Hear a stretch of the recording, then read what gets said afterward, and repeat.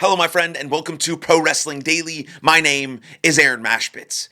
I want to talk about the future of pro wrestling based on some comments Kenny Omega made on a recent podcast that he was on. Let me share this exact quote that Kenny Omega made so we can understand the context of this conversation, and then we can discuss the future of professional wrestling. So Kenny Omega says that we're headed down a path where a few years from now, the main event of WrestleMania is going to be Logan Paul versus Mr. Beast. Here's the direct quote. I don't know if I've ever said it publicly or not. I think we're headed down a path where a couple WrestleManias down the road, the main event is going to be Logan Paul versus Mr. Beast. And it's like, what's the wrestling acumen? How many miles have they put in? It's like, does it matter? This is the process of evolution.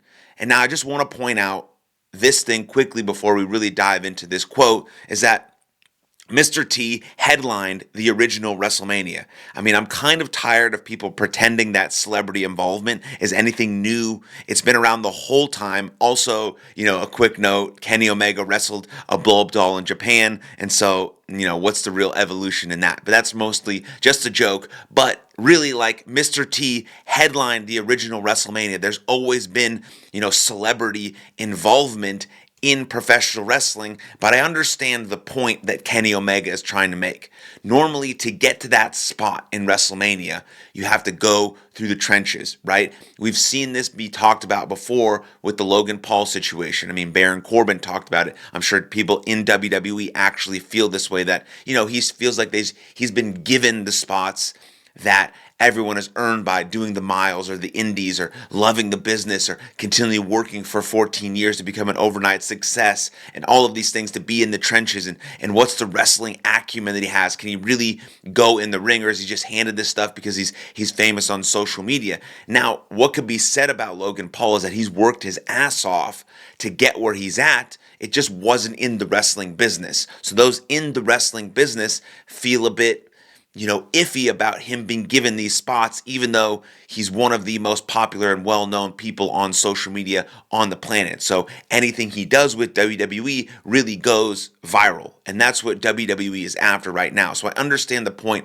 that Kenny Omega is trying to make. And I understand that as someone who has done the miles and the drives and really wanted to be at the top of the wrestling industry, before my life changed and my priorities changed. And so I understand that. Like there's just like a feeling that you get when someone has, developed their craft, has worked in the ring, has done all these types of matches and different shows to develop their wrestling acumen and their ability to perform in the ring no matter the situation. I mean, Logan Paul is very one-dimensional right now. He has to have a heavily planned match or else he can't really go. He can't really do things on the fly or improv. And maybe outside of WWE that matters, but inside of WWE, you can have a heavily scripted, heavily planned match. It's not like things are going to go that awry and he's not going to have some random match. And when he comes out, people react.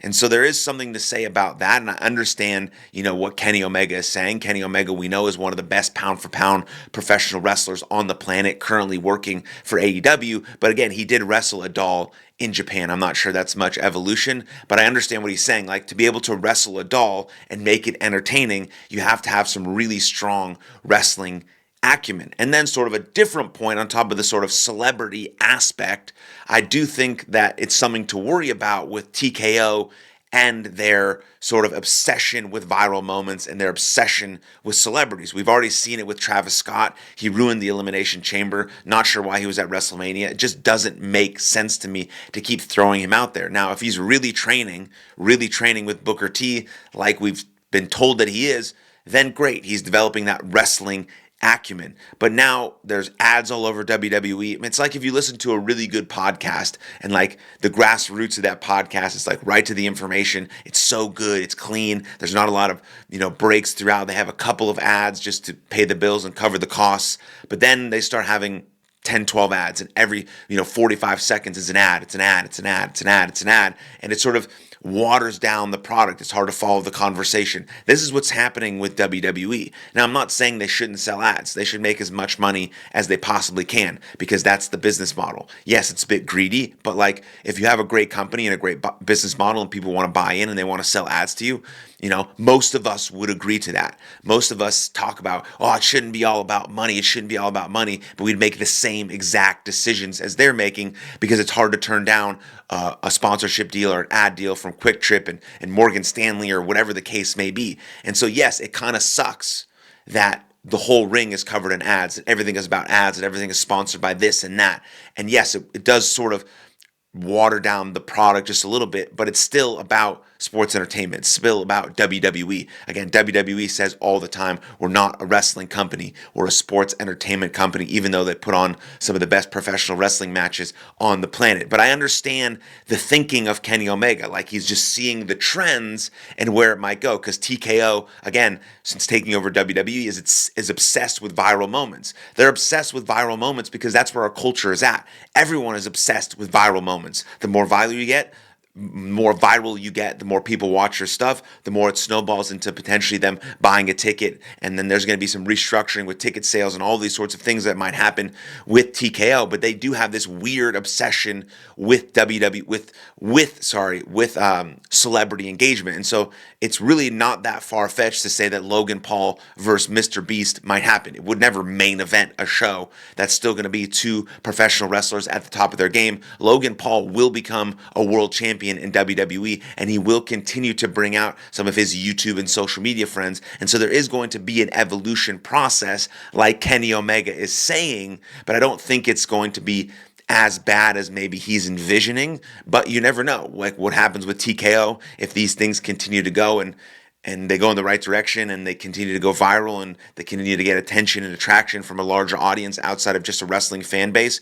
You never know. It could be a Logan Paul versus Mr. Beast. But I do think there's going to be continual celebrity involvement over and over and over again, just like they've always done since the original WrestleMania with Mr. T. I mean, you had Mike Tyson and Snoop Dogg, and all of these people have been involved in WrestleManias, and now you have Travis Scott involved. And so why not get the biggest YouTuber in the world, who's one of the most famous people in the world, Mr. Beast, to come to your product and give a rub on both sides? And might as well have him face another YouTuber in Logan Paul. So it's not a far-fetched idea. I just don't think that's a main event match, and I don't think that it's that bad. But it is something to think about and worry about, potentially, that TKO is obsessed with virality, obsessed with sponsorships and ads, obsessed with celebrities. Hopefully, it just doesn't take away from the greatness of the professional wrestling and the wrestlers that we see working their asses off, who built their careers off their wrestling acumen and doing the trips and the drives and working really, really, really hard